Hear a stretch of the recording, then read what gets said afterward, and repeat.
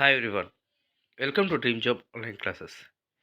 ఈరోజు ministry of railway recruitment board సంబంధించి చాలా రోజుల నుంచి ఎదురు చూస్తున్నారు కదా, గ్రూప్ డి నోటిఫికేషన్ ఇది అఫీషియల్గా రావటం జరిగింది. సో ఈ నోటిఫికేషన్ సంబంధించి ఫుల్ డీటెయిల్స్ అనేది చూద్దాం. చూసిన తర్వాత అప్లై అయితే చేసుకోండి. సో దీని ఎడ్యుకేషన్ క్వాలిఫికేషన్ ఏంటి, అలాగే సెలక్షన్ ప్రాసెస్ ఎలా ఉంటుంది, ఎన్ని స్టేజెస్లో ఎగ్జామ్ అనేది ఉంటుంది, ఎగ్జామ్ ప్రాసెస్ ఎలా ఉంటుంది, అలాగే ఎగ్జామ్ ఎప్పుడు ఉండొచ్చు, ఇవన్నీ కూడా మనం చూద్దాం. అలాగే మన యొక్క ఈ డ్రీమ్ జాబ్ స్టడీ ఛానల్ని సబ్స్క్రైబ్ చేసుకోండి. అలాగే మన టెలిగ్రామ్ గ్రూప్లో కూడా జాయిన్ అవ్వండి. ఇక్కడ 32,000 వేకెన్సీస్ అయితే ఉన్నాయి. కానీ మనకు కావాల్సిన కమాండ్స్ అంటే జోన్స్లో మనం అప్లై చేసుకోవచ్చు. ఫస్ట్ ఇంపార్టెంట్ డేట్స్ అనేది చూద్దాం. ఇది ఆన్లైన్ వచ్చేసరికి 23rd నుంచి స్టార్ట్ అవుతుంది స్టార్టింగ్. సో క్లోజింగ్ డేట్ వచ్చేసరికి 22nd ఫిబ్రవరితో ఎండింగ్ అవుతుంది. మీ ఫీజ్ పేమెంట్ సంబంధించి అయితే 24 వరకు ఉంది. ఇంకా మీరు అప్లై చేసేటప్పుడు ఏమైనా మిస్టేక్స్ చేసేటట్టయితే లేదా జోన్స్ మార్చుకునేదానికైతే 25 నుంచి 6 వరకు, మార్చ్ 6 వరకు ఉంది టైం. సో దీని ఎగ్జామ్స్ వచ్చేసరికి జూన్లో ఉంటాయి. ఎగ్జామ్స్ జూన్ జూలైలో ఎగ్జామ్స్ అయితే ఉంటాయి. మీకు ఇది లెవెల్ 1 కింద వస్తుంది. 7th సిపిసి ప్రకారంగా అయితే మీకు 18,000 వస్తుంది. కాకపోతే మీరు జాబ్ జాయిన్ అయ్యేటప్పటికి మీకు 8th సిపిసి అనేది వర్తిస్తుంది.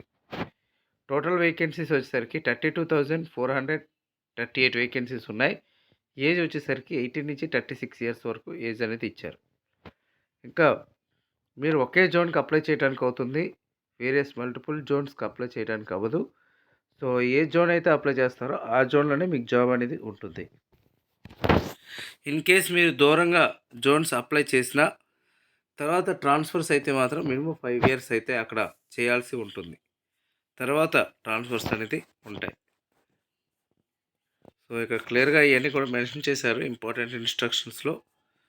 సో మీకు సెలక్షన్ ప్రాసెస్ ఎలా ఉంటుంది అంటే ఫస్ట్ ఎగ్జామ్ అనేది ఉంటుంది, తర్వాత ఫిజికల్ ఎఫిషియన్సీ టెస్ట్ ఉంటుంది, తర్వాత డాక్యుమెంట్ వెరిఫికేషన్ ఉంటుంది. ఇందులో ఎగ్జామ్లో వచ్చేసరికి నెగిటివ్ మార్కింగ్ అనేది కూడా ఉంటుంది. మీకు టోటల్గా 100 మార్క్స్కి ఎగ్జామ్ అయితే ఉంటుంది. అండ్ అపాయింట్మెంట్ అనేది అంటే మీకు వాళ్ళు ఎక్కడైతే ఇవ్వాలనుకుంటున్నారో అక్కడే ఇస్తారు, మనకు అనుకున్నట్టు ఇవ్వరు. ఇంకా మెడికల్ ఫిట్నెస్ వచ్చేసరికి నార్మల్గా ఉంటే సరిపోతుంది. మరి ఐఎల్పి లాగా 6/6 విజన్ ఏమీ అవసరం లేదు. కాకపోతే దీనికి కలర్ బ్లైండ్నెస్ ఉండకూడదు, నైట్ విజన్ అనేది ఉండకూడదు. సో ఈ విధంగా ఇచ్చారు. అండ్ ఇంకా ఏజ్ 18 నుంచి 36 ఇయర్స్ వరకు. సో ఇదే లాస్ట్ ఛాన్స్. నెక్స్ట్ నుంచి నోటిఫికేషన్ తెస్తే 18 నుంచి 33 ఇయర్స్ వరకే తెస్తారు. దీనికి ఓబీసీకి 3 ఇయర్స్, ఎస్సీ ఎస్టీకి అయితే 5 ఇయర్స్ రిలాక్సేషన్ అనేది ఇస్తారు.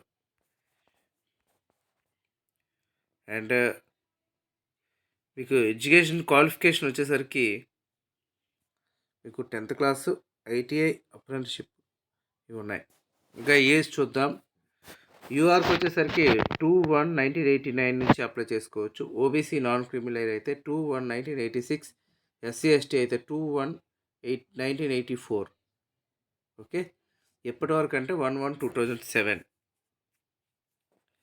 క్లియర్గా ఇవ్వటం అయితే జరిగింది. ఇంకా examination fees 500 rupees examination fees. Exam ఎవరైతే రాస్తారో వాళ్ళకి 400 రూపీస్ రీఫండ్ అనేది వస్తుంది. అలాగే SC ST female transgender ex service man minority communities EWS EBC వాళ్ళకి 250 రూపీస్ ఎగ్జామినేషన్ ఫీజు. ఎగ్జామ్ రాసిన తర్వాత 250 రూపీస్ ఎగ్జామ్ రీఫండ్ అనేది వస్తుంది. చాలామంది ఏంటి అంటే ఒకే జోన్, సపోజ్ మనం విశాఖపట్నం అయితే విశాఖపట్నం ఎవరు, ఏ విజయనగరమో ఏ శ్రీకాకుళమో ఇస్తారు. ఎవరైతే అటు ఇటుగా ప్రిపేర్ అయ్యి ఉంటారో వాళ్ళైతే వెళ్ళడం మానేస్తారు. వాళ్ళకైతే ఎటువంటి ఎగ్జామినేషన్ ఫీజు అనేది రీఫండ్ అనేది రాదు. అండ్ నెక్స్ట్ మీకు ఏమైనా ప్రాబ్లమ్స్ ఎస్బీఐ కార్డులో ప్రాబ్లమ్స్ వస్తే ఈ యొక్క నెంబర్స్కి ఫోన్ చేసుకోవచ్చు.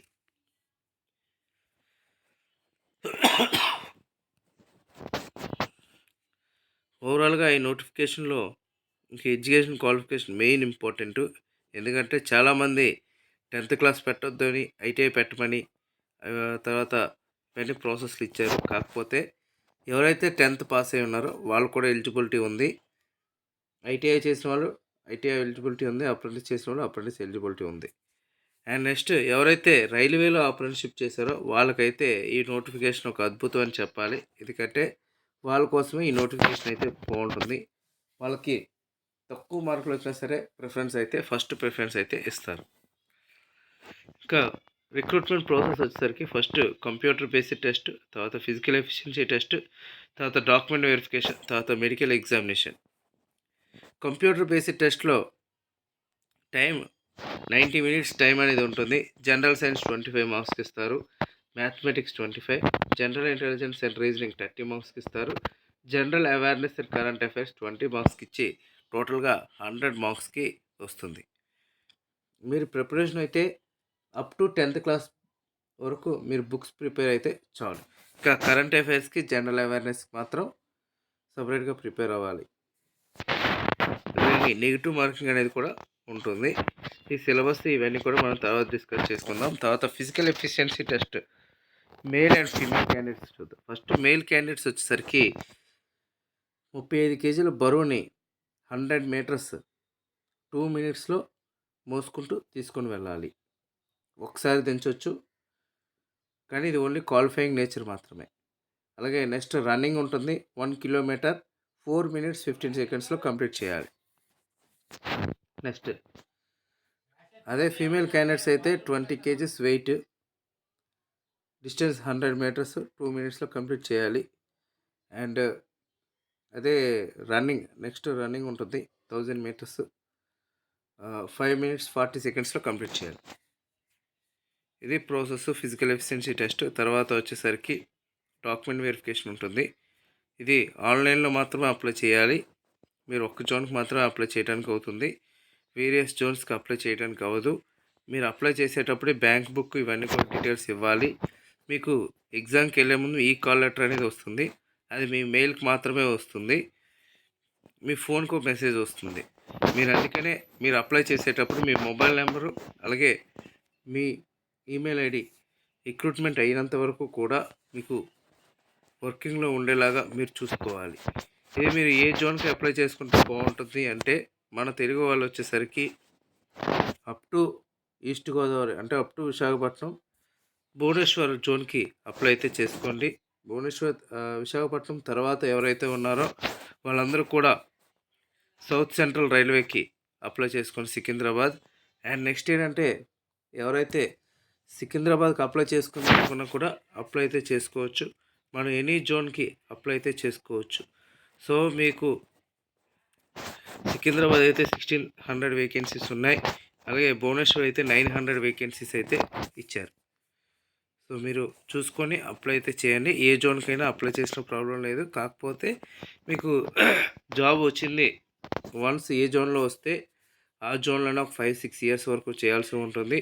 తర్వాత ట్రాన్స్ఫర్స్ అనేది ఉంటాయి. సో ఇది నోటిఫికేషన్ ఓవరాల్గా.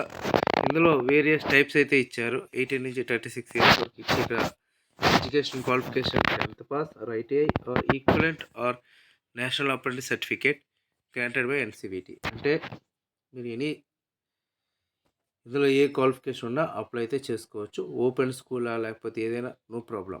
ఓకే, కాకపోతే ఆధార్ కార్డులో ఉన్న డీటెయిల్స్ మీ 10th క్లాస్ మార్కుల డీటెయిల్స్ ఈక్వల్గా ఉండాలి. ఇది ఈ notification. Okay friends, thank you very much and all the best.